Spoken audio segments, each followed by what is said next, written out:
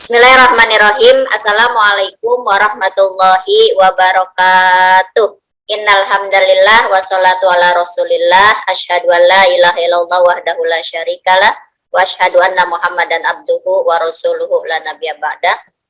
Puji serta syukur kehadirat Allah Subhanahu wa taala. Alhamdulillah pada pagi hari ini kita bertemu lagi walaupun mungkin tempat memisahkan kita tapi tidak ada halangan. Pagi ini kita awali dengan semangat yang luar biasa. Mudah-mudahan kalian dan keluarga atau kita semua dalam keadaan sehat, panjang umur, dan ada dalam perlindungan Allah Subhanahu wa ta'ala. Amin ya robbal alamin. Salawat teriring salam marilah kita haturkan kepada junjungan kita Nabi besar kita Muhammad Shallallahu alaihi wasallam. Anak-anak sekalian, kita mulai hari ini kita membaca basmalah terlebih dahulu yuk, supaya Allah memberikan kita ilmu yang bermanfaat, Allah memberikan kepada kita kemudahan dalam belajar. Bersama ya, Bismillahirrahmanirrahim. Anak-anak ibu yang soleh dan solehat, pada materi hari ini kita belajar pelajaran Al-Quran Hadis, yaitu pelajaran 2, yaitu memahami surah Al-Qadar. Ada semua bukunya? Kita lanjut ya. Dalam surah Al-Qadar ini, kita akan belajar peta konsepnya terlebih dahulu. Yang pertama, mengenal surah Al-Qadar. Yang kedua, melafalkan surah Al-Qadar. Yang ketiga, menerjemahkan surah Al-Qadar. Yang keempat adalah kita bahas kandungan surah Al-Qadar. Anak-anak ibu yang soleh dan solehah, kita masuk pada peta konsep yang pertama, mengenal surah Al-Qadar. Mungkin kalian sudah pada banyak yang hafal ya surah Al-Qadar. Kenapa? Karena banyak yang sudah bacanya Al-Quran, malah ada yang mungkin sudah hafal juz 29 atau juz 28. Ya. Kita masuk, surah Al-Qadar adalah surah yang ke-97 dalam susunan mushaf Al-Quran. Surah Al-Qadar terdiri atas 5 ayat dan tergolong surah Makkiyah, artinya surah-surah yang diturunkan sebelum Nabi hijrah ke Madinah. Berarti Rasulullah masih berada di kota Mekah.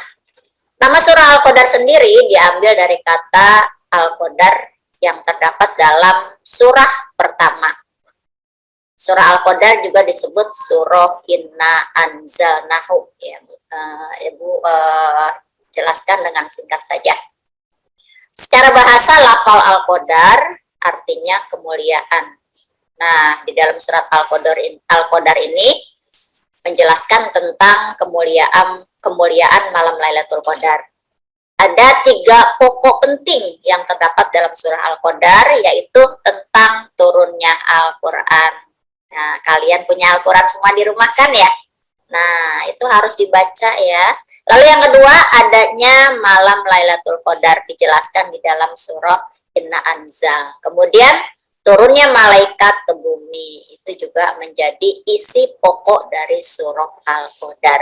Selanjutnya, kita masuk ke bahasan yang kedua, yaitu B, melafalkan surah Al-Qadar.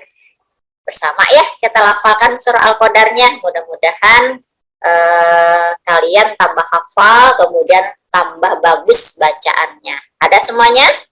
Baik, kita mulai ya. Bersama. A'udzu billahi minasy syaithanir rajim. Bismillahirrahmanirrahim. Inna anzalnahu fi lailatul qadr wa ma adraka ma lailatul qadr. Lailatul qadri khairum min alfi syahr. Tanazzalul malaikatu warruhu fiha bi'izni rabbihim min kulli Salamun hiya hatta matla'il fajr. Sadaqallahul azim. Alhamdulillah anak-anakku sekalian, suaranya bagus-bagus ya. Bacanya juga bagus. Nah, yang belum pada lancar, usahakan selalu diulang-ulang kembali sehingga surah Al-Qadarnya bisa hafal ya. Anak-anak sekalian, kita lanjutkan. Cek menerjemahkan surah Al-Qadar.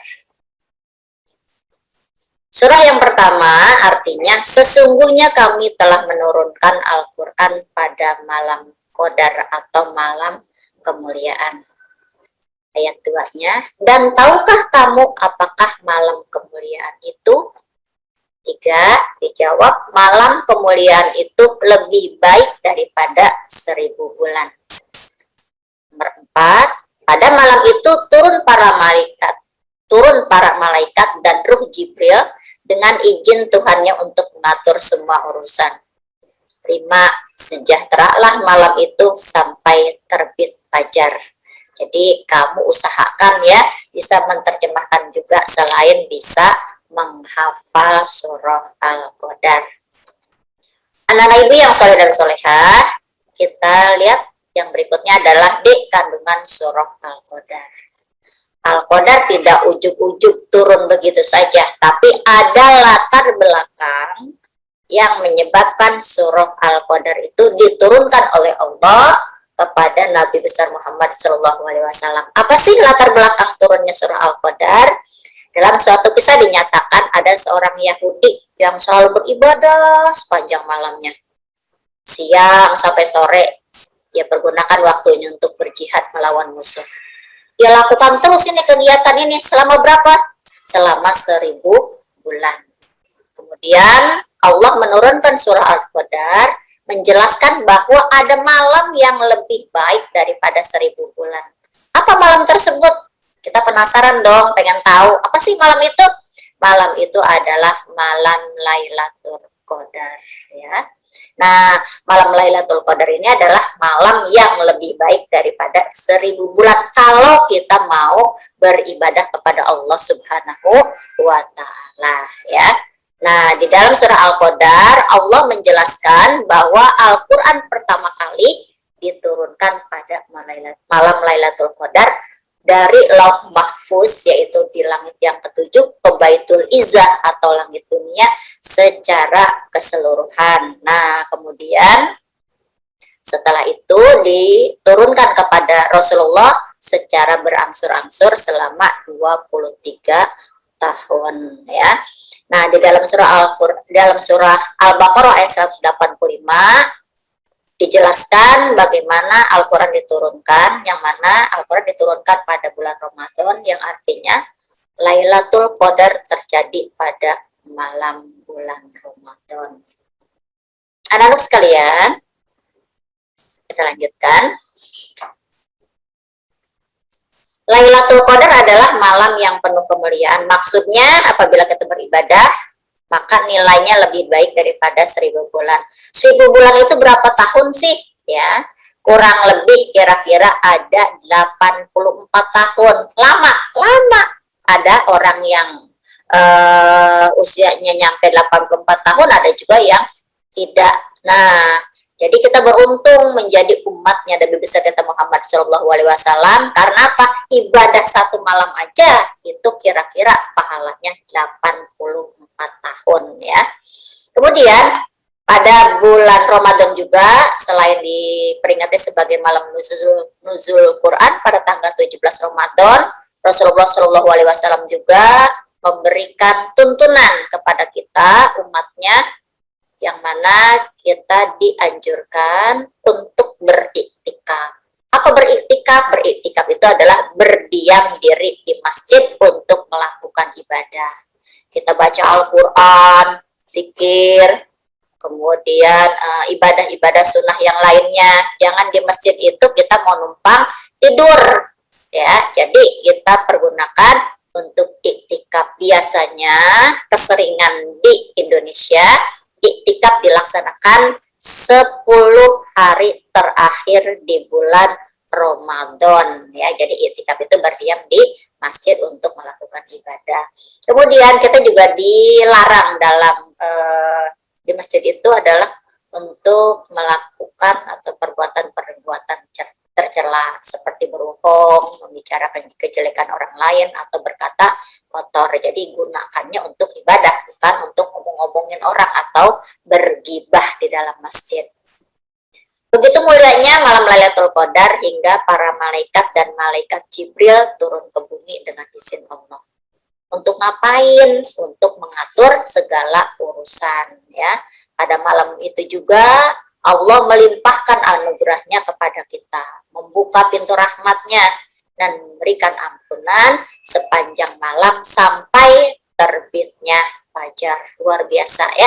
Jadi mumpung bulan Ramadan nanti kita bisa beribadah kepada Allah, pergunakan untuk lebih mendekatkan diri kepada Allah. Mudah-mudahan tahun 2022 Ramadan kita masih berjumpa, masih dalam keadaan sehat dan panjang umur. Amin. Kemudian dijelaskan ada beberapa tanda-tanda malam Lailatul Qadar. Mana diantaranya? Pada waktu malam itu memiliki langit yang cerah, enak, nggak panas, kemudian nggak mendung, ya cerah kelihatan langit itu. Kemudian langit bertabur bintang, jadi banyak banget bintang. Jadi kelihatannya cakep, indah dilihatnya oleh kita. Kemudian banyak serangga dan jangkrik bernyanyi, krik-kriknya itu sahdu didengarnya, enak gitu ya. Serta pohon-pohon merunduk seakan-akan bersujud kepada Allah Subhanahu wa Ta'ala. Itu anak-anakku sekalian ya. Mudah-mudahan kita menjumpai malam Lailatul Qadar yang mana kita beribadahnya kita sama dengan 84 tahun. Padahal itu cuma 1 hari. Bersyukur jadi umat Nabi Muhammad SAW ya. Pahalanya dilipat gandakan oleh Allah Subhanahu wa Ta'ala. Anak-anakku sekalian, mungkin itu saja pelajaran Al-Quran hadis pada pagi hari ini. Mudah-mudahan kalian mengerti, kalian coba ulang kembali bukunya ya. Tugas kalian adalah dengarkan. Ya, catat. Tugasnya adalah kalian mengerjakan bab 2. Dah, dengerin. Rafa, dengerin. Ririn. Ya. Kemudian yang lainnya dengarkan. Tugasnya adalah mengerjakan tamrinat. Halaman 30 sampai 32 bagian A, B, dan C. Ada semuanya? Saya ulangi, mengerjakan tamrinat bagian A, B, dan C halaman 30 sampai 32. Jangan nunggu-nunggu. Silahkan langsung kerjakan, nanti baru main.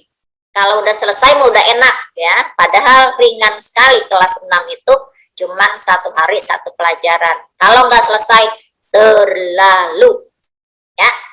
Ya, oke. Semangat semuanya. Irsya bengong aja, kenapa? Udah kasih tanda belum? Pekerjaannya? Sudah. Hilmi udah. Aprilia, Haidar, Natania, Raina Fauzia, Emir, Nabila, kemudian Rani, Talita, M. Alif, ya, kasih tanda. Syahrini. Jadi sekali lagi, pekerjaannya jangan ditunda-tunda. Tetap semangat, insya Allah minggu depan kita bertatap muka. Saya kenal kamu, kamu kenal saya, ya kan? Alhamdulillah, mudah-mudahan sehat semua, mudah-mudahan kita bisa bertatap muka sehingga ibu tambah dekat dengan kalian. Mungkin itu saja yang dapat ibu sampaikan. Tetap semangat, jangan sampai males, kemudian tetap jaga iman dan imun kalian. Semoga Allah melimpahkan kepada kita selalu kebaikan. Amin ya rabbal alamin. Dari ibu dicukupkan. Billahi taufiq wal hidayah. Wassalamualaikum warahmatullahi wabarakatuh.